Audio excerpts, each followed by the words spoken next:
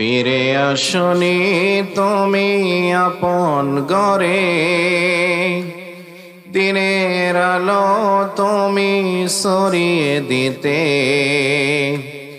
চলে গেলে মদিনায় মক্কা ছেড়ে, হে রাসূল তোমাকে বলি আমি কেমন করে। হে রাসূল তোমাকে বলি আমি কেমন করে। খেয়ে না খেয়ে দিন প্রচারের কাজে নিজেকে দিয়েছ বিলিয়ে। তায়েফের কাফেরেরা চিনল না হে আলো, দুষ্ট ছেলেদের পিছু দিল লেলিয়ে। পাথরের আঘাতে ক্ষত বিক্ষত হয়, সারা শরীর থেকে রক্ত ঝরে। হে রাসূল তোমাকে বলি আমি কেমন করে। সম্মানিত হাজিরিন, আমাদের চারজন ইমাম, আমাদের শ্রেষ্ঠ একজন ইমাম তিনি হলেন ইমামে আযম আবু হানিফা রাহিমাহুল্লাহ। 2 নম্বর হলো ইমাম শাফি রাহমাতুল্লাহ আলাইহি, 3 নম্বর হলো ইমাম মালিক রাহমাতুল্লাহ আলাইহি, 4 নম্বর হলো ইমাম আহমদ ইবনে হাম্বল রাহমাতুল্লাহ আলাইহি। ইমাম মালিক রাহমাতুল্লাহ আলাইহি ওনার জীবনের ভিতরে আসছে উনি কত বড় একজন আশিকে রাসূল ছিলেন, কত বড় একজন নবী প্রেমিক ছিলেন। উনি দীর্ঘদিন মদিনার জমিনে কাটিয়ে দিয়েছেন, কিন্তু তিনি কোনোদিন মদিনার জমিনে জুতা পায়ে দিয়ে হাঁটেন নাই। আল্লাহু আকবার। তিনি মদিনার ধুলিবালি গুলো তাকাতেন, ধুলিবালি হাত স্পর্শ করতেন আর বলতেন, আরে মদিনার ধুলিবালি, তোদের কপাল কত ভালো। এই মদিনার ধুলিবালির উপর দিয়ে আমার প্রিয় নবী সাল্লাল্লাহু আলাইহি ওয়াসাল্লাম হেঁটে গিয়েছেন। সুবহানাল্লাহ। এই জন্য ইমাম মালিক রাহমাতুল্লাহ আলাইহি তিনি জুতা পায়ে দিয়ে মদিনার ধুলিবালির উপর দিয়ে হাঁটতেন না।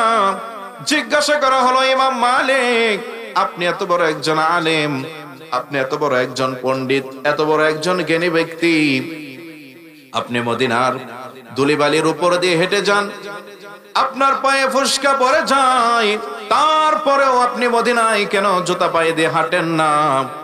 ইমাম মালিক রাহমাতুল্লাহ আলাইহি জবাব দেন, মদিনাবাসী শোনো, পৃথিবীর মানুষ শোনো, তোমাদেরকে আল্লাহ রাব্বুল আলামিন 2টা চক্ষু দিয়েছেন, আমাকে আল্লাহ তাআলা 2টা চোখ দিয়েছেন, কিন্তু পার্থক্য হলো তোমরা যখন চোখ বন্ধ করো তখন তোমরা অন্ধকার দেখতে পাও, ঠিক কিনা? কিন্তু আমি ইমাম মালিক, আমি যখন আমার এই দুনিয়ার চোখ বন্ধ করি, সাথে সাথে আমার আল্লাহ রাব্বুল আলামিন আমার এই কলবের চক্ষু খানা খুলিয়া দেয়। সুবহানাল্লাহ।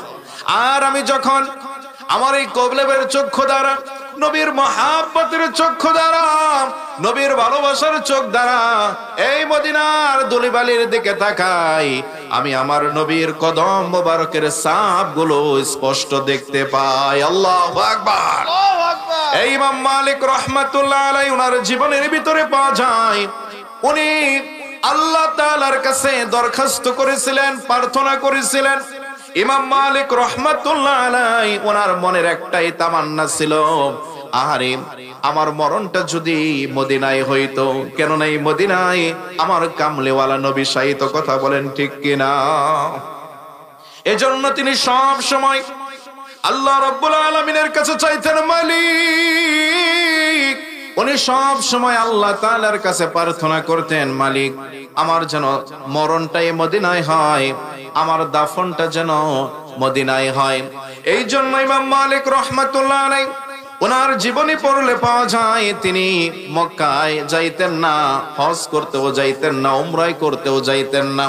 কারণ মনের ভিতরে একটাই ভয়, আমি যদি হজ করতে মক্কায় যাই আর ওই মক্কায় যদি আমি মারা যাই, তাহলে তো মক্কায় আমার কাফন দাফন হয়ে যাবে, মদিনায় তো আমার কাফন দাফন হবে না।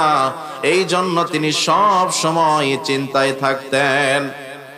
ইমাম মালিক রাহমাতুল্লাহ আলাইহি সব সময় চিন্তায় থাকতেন, মালিক আমার মরণটা কোথায় হবে গো আল্লাহ, যদি আমি কোনোভাবে জানতে পারতাম আমার মরণ, আমার হায়াত আর কয়টা দিন বাকি আছে, তাহলে যদি 2টা বছর বেঁচে থাকতাম আমি মক্কায় গিয়ে একটু আল্লাহ তাআলার ঘরটা জিয়ারত করতে আসতাম। কিন্তু তিনি বুঝতে পারেন হায়াত সম্পর্কে জানেন না।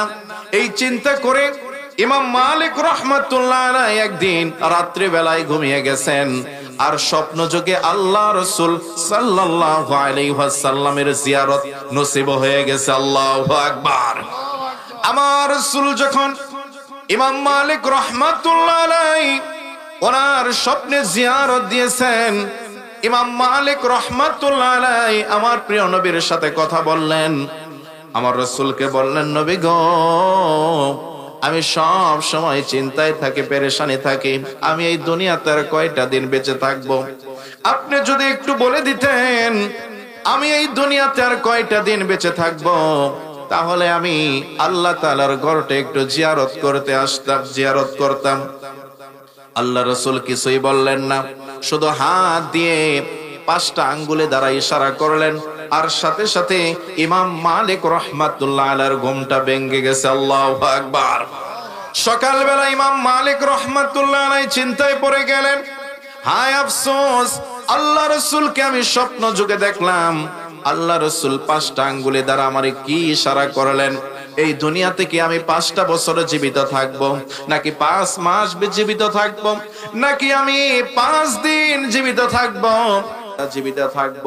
এটা নিয়ে যখন টেনশনে পড়ে গেলেন, তিনি তার খাদেমকে পাঠিয়ে দিলেন, ও খাদেম, যাও যাও তাড়াতাড়ি করে এই যুগের সবচাইতে বড় স্বপ্ন বিশারদ মুহাম্মদ ইবনে সিরিনের কাছে চলে যাও, তবে হ্যাঁ, আমার নামটা তুমি প্রকাশ করবা না, গিয়ে বলবা মদিনার এক ব্যক্তি আল্লাহ রাসূলকে স্বপ্নে দেখেছে, আল্লাহ রাসূল সাল্লাল্লাহু আলাইহি ওয়াসাল্লামকে স্বপ্নের ভিতরে জিজ্ঞাসা করেছে তিনি আর কয়দিন বেঁচে থাকবেন।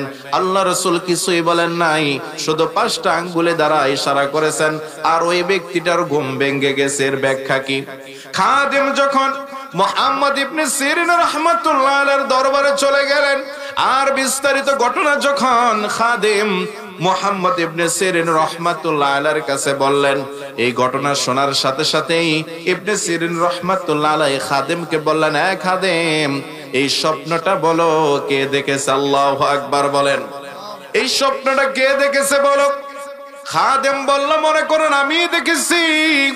মুহাম্মদ ইবনে সিরিন তার চেহারার দিকে তাকায়া বলে, খাদেম, না না, তুমি এরকম স্বপ্ন দেখতে পারো না, কারণ এইরকম যে স্বপ্ন দেখেছে অবশ্যই তিনি একজন ভাগ্যবান ব্যক্তি। আল্লাহু আকবার। খাদেমকে বললেন, খাদেম তাড়াতাড়ি করে বলো কে স্বপ্ন দেখেছে। খাদেম বলল, নাম বলতে তিনি নিষেধ করেছেন, নাম বলা যাবে না। ইবনে সিরিন রাহমাতুল্লাহ আলাইহি বললেন, তাড়াতাড়ি যাও আর নাম বলার অনুমতি নিয়ে আসো। খাদেম চলে গেলেন।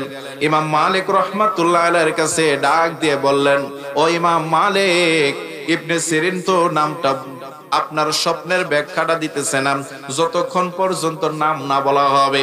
ইমাম মালিক রাহমাতুল্লাহ আলাইহি অনুমতি দিয়ে দিলেন। আর খাদেম গিয়ে বললেন, ও মুহাম্মদ ইবনে সিরিন, গতকাল রজনীতে যিনি এই স্বপ্নটা দেখেছেন তিনি আর কেউ নয়, বর্তমান সময়ের সবচাইতে বড় আলেম, সবচাইতে বড় আশিকে রাসূল হযরতে ইমাম মালিক রাহমাতুল্লাহ আলাইহি এই স্বপ্নটা দেখেছেন। আল্লাহু আকবার বলেন। খাদেমকে ডাক দিয়ে বললেন, খাদেম, তুমি ইমাম মালিককে জানিয়ে দাও আল্লাহ রাসূল সাল্লাল্লাহু আলাইহি ওয়াসাল্লাম 5টা আঙ্গুলে দ্বারা ইশারা করেছেন। 5টা বিষয়ের জ্ঞান দুনিয়ার কোন মানুষের নাই।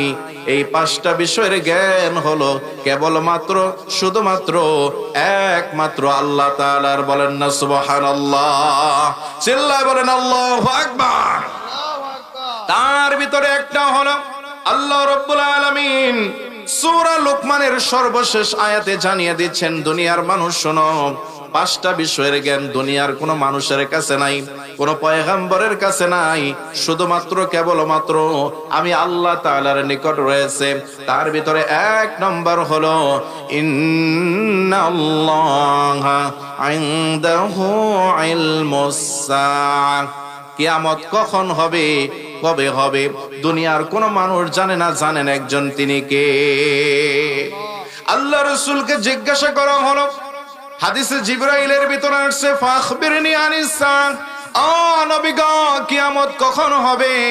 আল্লাহ রাসূল বলতেছেন, এ জিবরাইল, তুমি যাকে জিজ্ঞাসা করছো তার তোমার চাইতে উত্তরদাতা এই সম্পর্কে বেশি জানে না। জিবরাইল আমিন বললেন, ফাখবিরনি আনিস সাআহ, ক্বালা মাল মাসউলু আনহা বিআলাম মিনাস সাইল, ক্বালা ফাখবিরনি আন আমারাতিহা। আল্লাহ রাসূল বললেন, আনতালিদাল আমাতু রাব্বাতাহা ওয়া আনতারাল হুফাতার উরাতাল আলাতা। বলেন আল্লাহু আকবার। আমার রাসূল বললেন, জিবরাইল, কিয়ামতের আলামত হলো, একটা আলামত হলো দাসী তার মনিবকে প্রসব করবে। এর ব্যাখ্যায় হাদিসে আসছে, কিয়ামতের পূর্বে সন্তান মা বাবাকে কষ্ট দেবে না, নাউযুবিল্লাহ পড়েন। সন্তান তার মা বাবাকে কষ্ট দিবে। কিয়ামতের পূর্বে মানুষ যেই রকম তার চাকরের সাথে ব্যবহার করে, দাস দাসের সাথে যেই রকম ব্যবহার করে, আমার রাসূল বলেন কিয়ামতের পূর্বে সন্তান মা বাবার সাথে ঠিক সেই রকম আচরণ করবে। বলেন নাউযুবিল্লাহ।